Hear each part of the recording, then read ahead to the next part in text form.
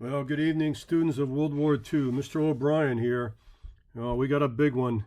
Hitler moves east, Operation Barbarossa, named after one of the emperors of the Holy Roman Empire. If you ever read Mein Kampf and you studied Hitler's life, he talked about this repeatedly, Lebensraum, the idea that Germany would have to expand to the east, Poland, and especially Russia, now called the Soviet Union. And there was no pretense that when they signed the non-aggression treaty, Russia, the Soviet Union I should say, and Germany, that Hitler ever intended to keep this promise. He was simply biding his time for the perfect opportunity to fulfill his destiny, because he truly believed ideologically that sometime in the future there could only be one survivor. Would it be Judeo-Bolshevikism? Because the Communist Party did have a lot of Jewish intellectuals among their ranks. Karl Marx was a Jew. Trotsky was a Jew. And so he believed that in the end, it was only going to be the Aryans or the people which are called the Slavics. And so we begin. Operation Barbarossa, June 22nd, 1941. The interesting thing about this we talked about in class was that around the world, especially in the United States, everybody is going through rationing. That means that people are going without eating meats on certain days. Others are rationed about gasoline and how many tires they can buy for their vehicle. They had aluminum and tin foil drives, I should say metal drives, for the war effort in the United States. And quite frankly, people are really buckling down and sacrificing luxuries for the war effort. But Hitler is not doing that.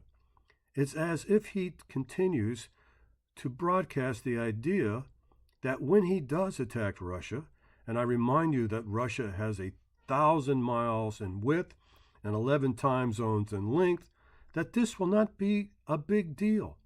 There's no need to disturb the people and their way of life. There's no need to ask for sacrifice, because using his words, the Soviet Union is a rotten edifice, a building. All I need to do is kick open the door and this rotten edifice will fall upon itself. So he was very confident that he could be in and out of Russia before the first snowflakes began to fall in 1941. Now, everybody talks about the idea of the two-front war.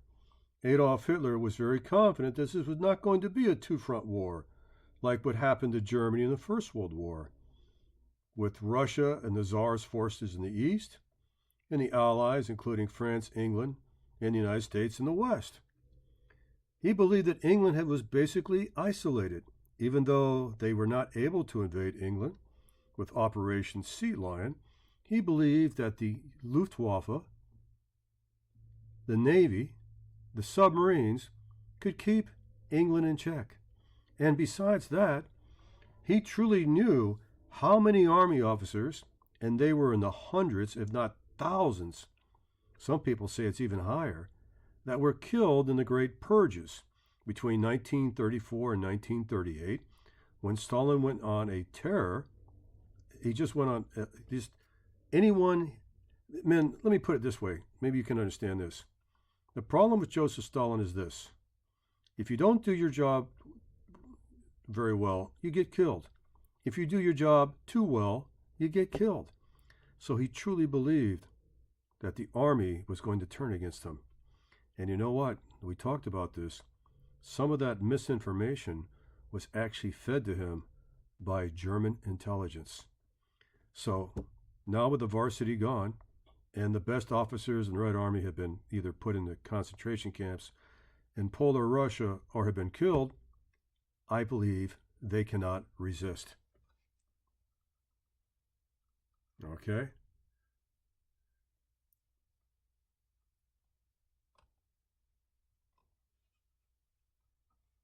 There we go. A little trouble with the YouTube last night, tonight. Okay, now Gentlemen, it was fairly simple. He had a plan, and he didn't want to really capture these cities. What he wanted to do was to draw the Russian army out of these cities and destroy them in the open fields. It kind of makes sense. Army Group North would go to Leningrad, the Baltics. That's one of the greatest, beautiful cities in Russia. It used to be called St. Petersburg. It's a window to the west. It has access to water, and it's considered to be a very strategic location in North Russia. Army Group Center would eventually take care of Moscow. It wasn't so much that they wanted to decapitate the Soviet government, because the Soviet government's going to leave once the invasion begins and take refuge behind the Urals. And then finally, Army Group South would invade the Ukraine, one of the greatest wheat and bread fields of the world, and push on to the oil fields and eventually to Stalingrad. So the plan was pretty well laid out, but it was very aggressive. But the invasion was delayed. And the reason the invasion was delayed was that Mussolini of Italy had done it again. You know, Hitler had to bail Mussolini out of North Africa with Rommel and the Afrika Korps, and now he's going to have to bail Mussolini out in Greece. And even though the Greeks fought very well, it was a disastrous invasion for the Italians, and once again, Hitler had to delay his plans for Russia to take care of his ally while he floundered in Greece. Now, men, I will say this. Every time Mussolini got himself in a jam, Adolf Hitler was there to pull him out. But men, this delay from May 15th, 1941 to June 22nd, 1941 is just enough to make everything change for the worse for the Germans. Because as we discussed, that September, it started to snow. It started to snow September 1st. The Germans were in their summer uniforms. Not only was winter early, men, it was the worst winter in 50 years. In fact, the weather had been crazy. There had been a very, very wet and mushy spring, but Hitler was not deterred. He still believed that even though there was a delay because of Greece, he could get the job done in Russia and be back before the thick of winter began. Now, you know how good British intelligence is, and you know how good they were with the Ultra and the other decoding machines, not only against the Germans, but against the Japanese. And the English and Churchill informed Stalin. But Churchill found out that Stalin did not believe it. Stalin believed that the British were just trying to make trouble, and he truly believed that Hitler would never be foolish enough to take on such an aggressive war, at least in the near future. So he was rest assured that it would never happen. Men, Stalin was put to bed on this one. He was sound asleep.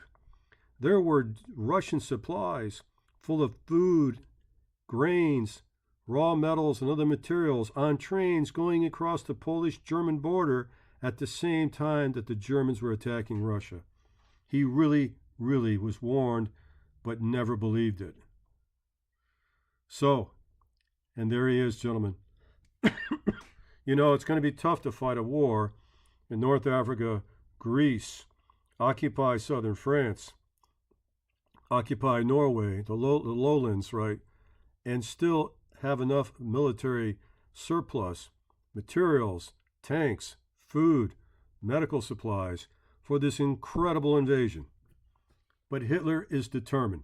It is his life destiny. But gentlemen, there's no reason why to believe that why Hitler couldn't do it. Because look at his winning streak. It's unbelievable. By 1941, Athens, Belgrade, Brussels, Copenhagen, The Hague, Oslo, Paris, Warsaw, they all were under German command. Even the greatest military minds of Germany had to believe that this corporal knew something. But gentlemen, I remind you of the fact that Napoleon Bonaparte, in the early 1800s, when he invaded Russia, was going to be beaten by the same two elements of Russia. It's called General Winter and General Mud. The Grand Army is going to get trapped in bad weather, but unlike Hitler, Napoleon will actually capture Moscow and burn most of it to the ground. Hitler will never set a German foot into Moscow. And unlike Napoleon, he won't leave when the winter comes. He's going to stick it out. And that's going to be the beginning of the end for the Germans in Russia. Now, gentlemen, things start off incredibly well. The Russian Air Force is caught completely by surprise. There are Soviet naval bases that never have a chance to fire up their engines and get their ships out of harm's way. Every report coming in that fateful day is saying that the Germans are exceeding all their military requirements of the day. All targets are being met, and the only thing that's holding up the German army is the incredible number of Russian prisoners that are blocking the roads. Now let's take a moment to think about this. You know, the Russians, men, a lot of them surrendered because they hated the communists, and they thought that Hitler would be a liberator against the maniacal Stalin. When Hitler begins to turn against them, especially those Russians who happen to be Jews, or at one time card-carrying members of the Communist Party, as they're liquidated by the SS and the Einsatzgruppenkommando, the very people that thought Hitler was their liberator will be the ones who fight against them. Remember this, a lot of people are not fighting for communism, they're fighting for Mother Russia. Now, men, we try to tell you that a lot of people that study World War II don't realize something. This is where the real war was. Out of every German soldier that fought in World War II, I don't care if he was in Norway, France, Greece, I don't care where he was. Look at this staggering statistic. 24 out of every 25 German soldiers spent time in the East and Russia. And there's the two examples of the incredible physical hardships of fighting in Russia. In the spring, rivers of mud, quicksand, quagmire. And in the winter, the bitterest winds and snow and frostbite you can imagine. And there we have the photograph of the Air Force on the ground, and the fact that in 24 hours they took over 10,000 Soviet prisoners. Gentlemen, everything is going well. Hitler is happy, and even the German critics of Hitler begin to believe that he is some sort of military genius. Now, gentlemen, the gentleman on the right is Hans Guderian. Hans Guderian. He was the man who helped invent the Blitzkrieg. He's the man who brought the lightning warfare to France and Poland. And it's interesting that even though, he was okay with the encirclement of Leningrad for 900 days, everyone believed that Hitler needed to take out Moscow. But he wasn't concerned about Moscow as much as he's concerned about coming into the Ukraine and reaching the oil fields near Stalingrad. And when this happened, and there was a pause, it meant one thing. Hitler was changing the war plans again. Moscow does not become as important as bringing armies into the south. Now, Hans Guderian will argue with him. You need to finish the job in Moscow. You need to cut the head off the snake. Even if Stalin and the high command is not there, it'll be so demoralizing for the Russian people that you cannot put value on the psychological impact of losing your capital city. Hans Guderian argued with Hitler frequently and often got fired and then later brought back when it turned out that Hans was right. He was the only man who could argue with Hitler and get away with it. Now, interesting, men, we've had our own Red Scares in American history in the 1950s and the 1920s, and we've had our own problem with the American Communist Party and things of that nature. But we're going to start Lend-Lease. We're going to give as many weapons, bread, butter, boots, bullets, you name it, to our allies as we can to fight against the Axis.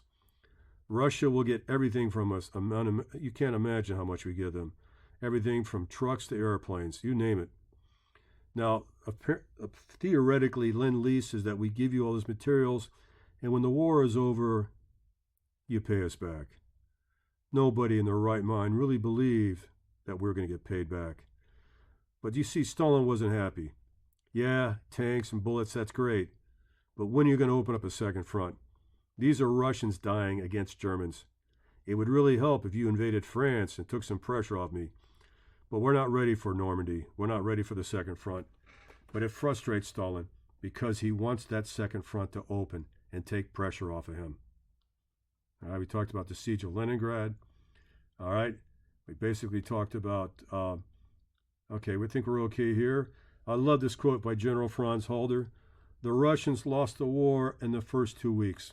And you know what? It seemed like that, but it wasn't to be true.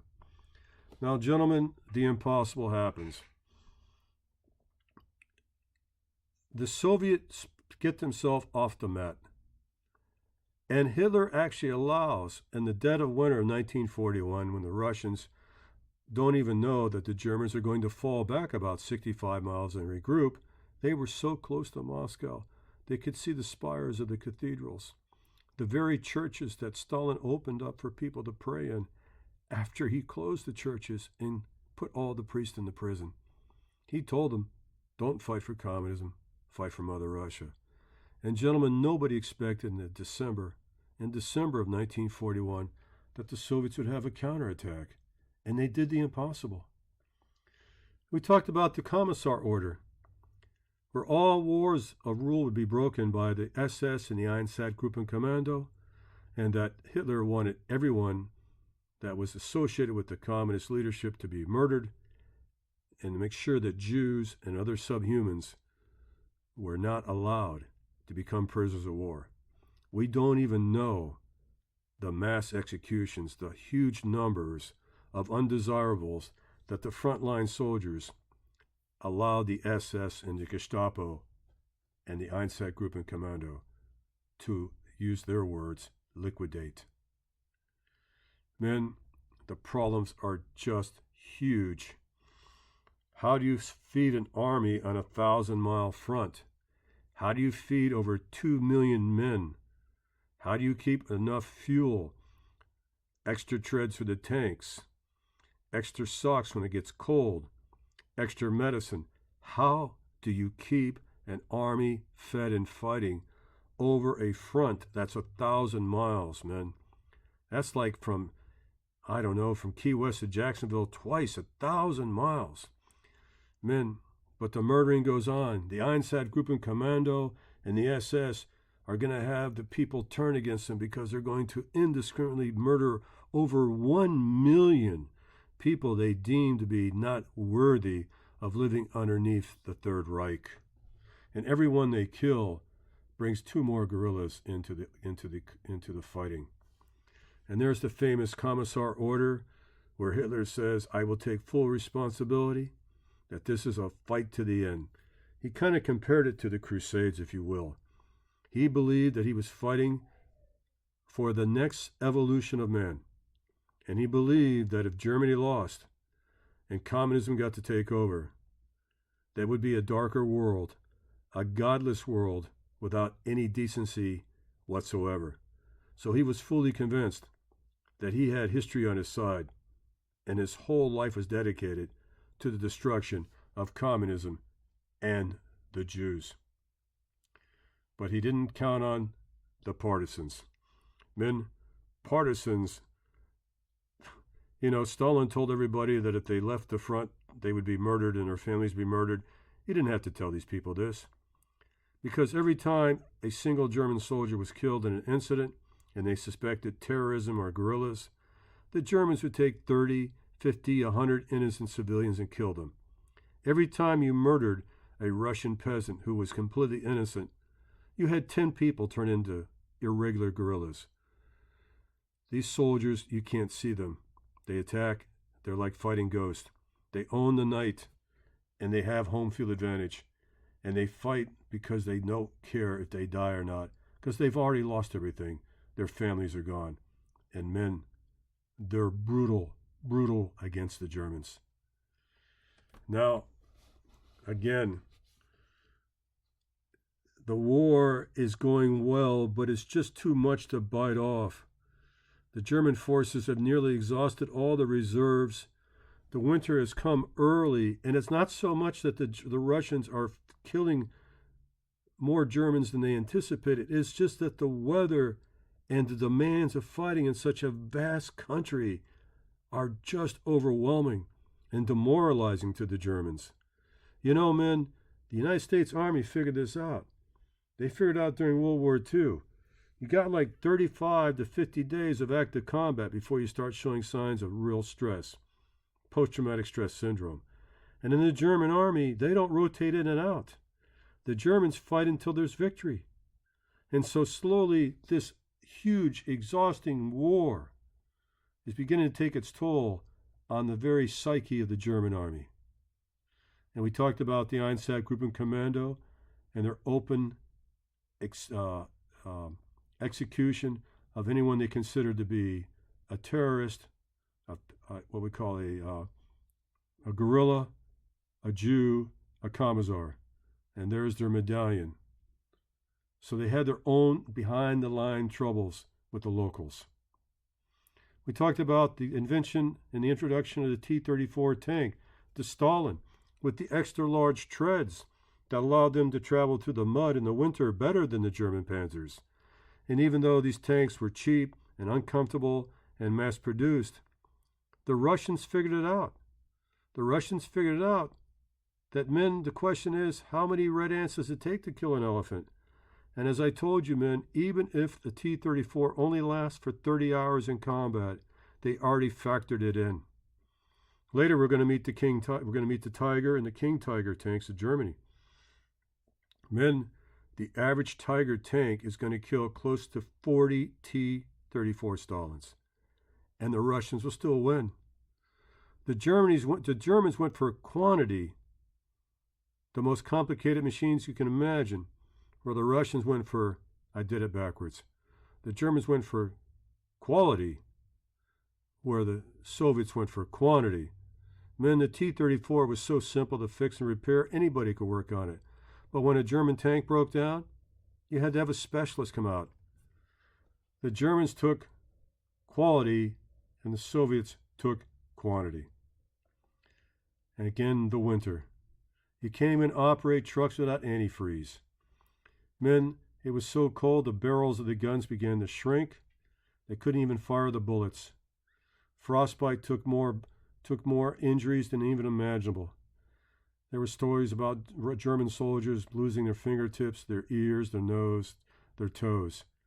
It was a hell on earth to fight in the wintertime in Russia. And then we have old Marshy Zhukov. And Marshy Zhukov hits the Germans when they least expect it, in the dead of winter. And as they begin to attack, right, they push the Germans back. No one believed it could happen. And now there's beginning to become hope. Because it's no longer an offensive battle for the Germans. It's now becoming a defensive battle. Gentleman Marshal Zhukov, old Georgie, will be the man who takes Berlin for Joseph Stalin. It's the beginning of the end. The Blitzkrieg is coming to the end, and Hitler will have no more victories. And the biggest battle of Russia, the biggest battle of World War II, the biggest battle in history, 3 million men fight for a place called Stalingrad on the Volga River. After trying to get the oil fields that were destroyed, Hitler decides to go for Stalingrad, which he always wanted. It's kind of like the Pittsburgh of Russia, because he wanted the city that had the location, had the oil fields, had the tank factories, and had Stalin's name. But the Russians used it like a trap, like flypaper. When the Germans finally fought their way into the city, the Volga River, they used it as a trap. While the Germans were fighting house to house, trying to destroy and control the city, what they didn't realize was that the Soviets were going to encircle them and starve them out.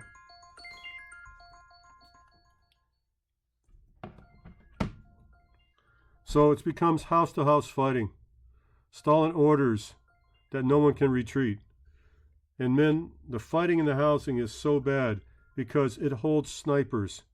The Russians have some of the greatest snipers of history. They truly do.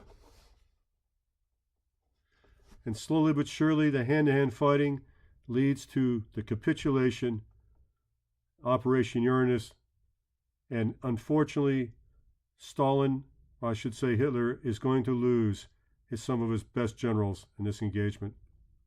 I do not know why my YouTube video is not loading up today. General von Paulus is going to surrender, be captured as a field marshal. Hitler was hoping that if he promoted him to field marshal, he would kill himself, but that did not happen. And as we were going to discover, he's going to actually turn and make broadcast for the Russians against Hitler. Gentlemen, it's the beginning of the end as Germany goes from the offensive to the defensive. And the beginning of 1943 finds the Germans now in what we call the Great Retreat. Okay, that's it for tonight, guys. See you soon. Do well on the test.